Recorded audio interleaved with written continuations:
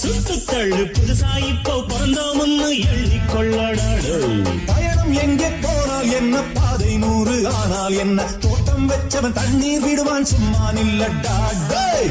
காத்து வீச உடம்புக்குள்ள கூச குப்பை கூளம் பத்த வச்சு காயலா.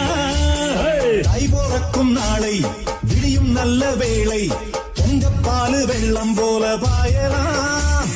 அச்சு வெள்ளம் பச்சரிசி வெட்டி வச்ச செங்கரும்பு அத்தனையும் தித்திக்கிற நாள்தான்.